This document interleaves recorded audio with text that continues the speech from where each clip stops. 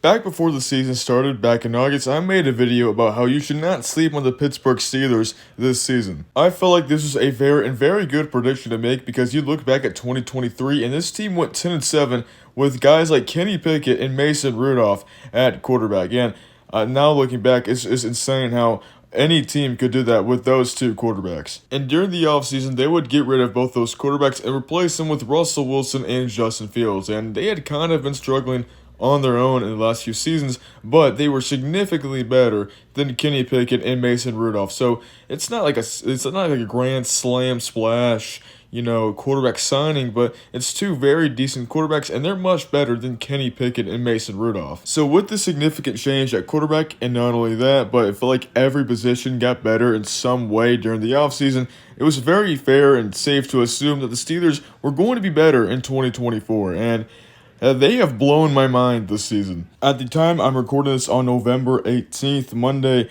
the Steelers are 8-2, number 3 in the AFC. The AFC is pretty stacked this year when it comes to the top teams, and they are winning the AFC North as of right now. Not only that, but they're coming off back-to-back very convincing wins against the Commanders, and now the Ravens, their divisional rival, 18-16, and they now have a comfortable 2-game lead in the AFC North. We've already gone into it a little bit, but we're going to go deeper into why this team is so good this season, so let's just dive in. Like I said, in 2023 and 2022, ever since Ben Roethlisberger's arm became a noodle, quarterback was a problem for the Steelers, and Kenny Pickett seemed like the Big Ben replacement, but that was absolutely not the case. He was pretty bad in his first 2 seasons in Pittsburgh, and it was clear he was never going to be good as a Pittsburgh Steeler. So they traded him in the offseason to the Eagles, and they looked for a new quarterback. So in the offseason, the Steelers decided to sign Russell Wilson to a 1-year deal, and even though he was struggling in Denver, he was not himself in the Mile High City, he was still a much better quarterback than Kenny Pickett. So already the Steelers were a lot better with a mediocre quarterback. But Russell Wilson wasn't enough for the Pittsburgh Steelers. They also traded for Chicago Bears quarterback Justin Fields, and he would be backing up Russell Wilson. So Russell Wilson was going to be a mentor to Justin Fields, and you never know. Justin Fields could take Russell Wilson's starting job. You never know. But hey, still a much better improvement from Kenny Pickett. The 2023 Steelers went 10-7, but despite their quarterbacks throwing for just a little over 3,000 yards, 13 touchdowns, and 9 interceptions. Just imagine what the 2024 Steelers could do with 2 decent quarterbacks who have the potential to be really good.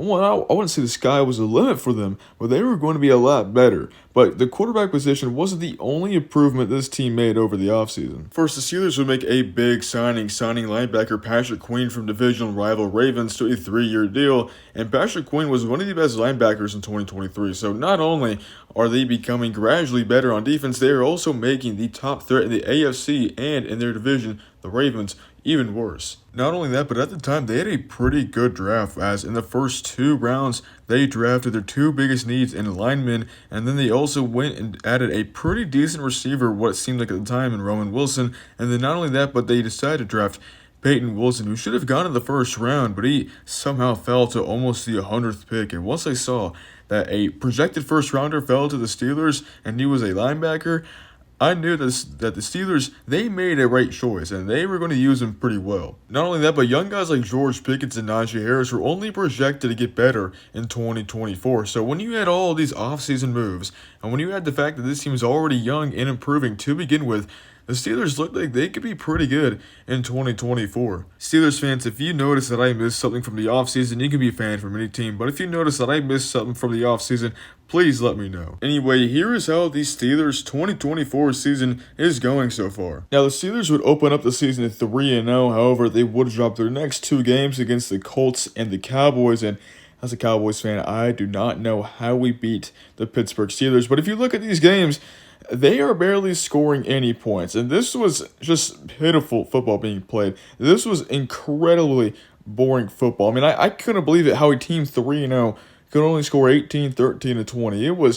It was working, but it was unbelievably boring. I could not believe it. Now, the main reason why the Steelers were so bad offensively in the first 5 games was because Russell Wilson was hurt, and they had to put in Justin Fields, and he has a lot of potential, but they're only using Fields really as a game manager, which he really wasn't that in Chicago. I know they were bad. Justin Fields was bad there, at least record-wise. But still, I just feel like he's not really a game manager type of guy. But anyway, they used him, and it worked to an extent. I mean, they won their first 3 games, but his stats were kind of weird. In 6 games, 30 threw 1,000 yards, 5 touchdowns, and 1 interception. So it's not terrible, but again, it's just really interesting to look back on because it's been a few weeks now, and it was just a weird time, honestly. Justin Fields as a game manager, I didn't think I'd ever expect that. Like I said, they would drop 2 games against the Colts and the Cowboys, but they would destroy the Raiders the very next week,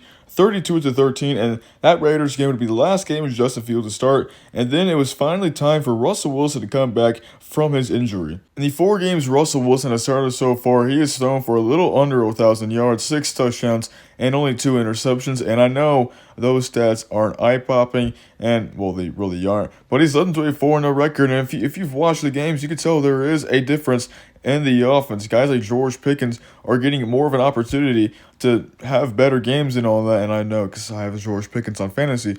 But anyway, he has improved the Steelers offense a lot by just not even being a top 15 quarterback, arguably. If you look at the games Russell Wilson has played with the Steelers, they first destroyed the New York Jets 37-15 on what was supposed to be a very special night for the Jets, as it was Davante Adams' first game in New York, and, well, the Jets are a completely different story for now. But then the very next week, they beat the Giants 26-18, and what was another pretty solid offensive performance if you watch the game. And then 2 weeks later, they beat a very good Commanders team 28-27. And then this last week, they beat the Ravens 18-16. And what really wasn't an offensive affair. That's just really the first game since Russell Wilson has taken over that wasn't really crazy. They didn't have a lot of offense in it, but hey, that's like what it's been all season long, pretty much with the Steelers, at least with Justin Fields.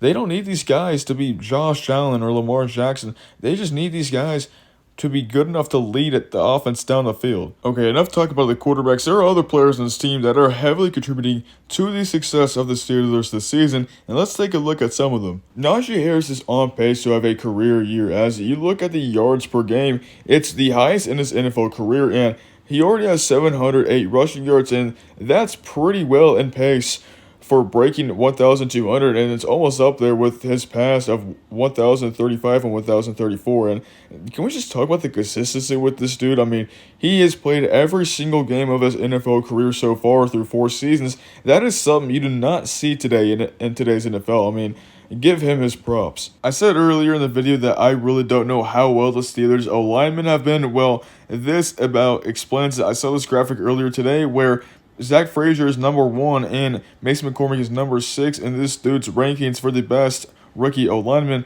Oh, no, wait, this isn't even like his own ranking. This is lowest pressure rates for pass blocking. Look, I'm sorry, y'all, but look, I think that shows a lot about how good these two have been, and obviously it's been a difference maker for the Steelers team. But of course, we have to talk about the defense, which has been the backbone for the Steelers team for the past several seasons now. And of course, the leader of the defense, the leader of the team, TJ Watt, as he's 7th for sacks right now with 7.5, but he's also number 1 in forced fumbles with 4, and it's yet again another great dominant season by TJ Watt, who, if you were to ask me, and I think it's kind of obvious by now, he surpassed J.J. Watt all time. The Steelers also have one of the best rushing defenses in the NFL as they rank number 4 in that category. Now, their path to the Super Bowl will not be easy as the AFC is pretty good this year. Now, obviously, with the Chiefs who are 9-1, but if you flipped every 1-game possession by the other result, the Chiefs are 2-8, which is why I don't think the Chiefs are going to at least go far in the playoffs. At most, they're losing the Super Bowl or losing the AFC title game. But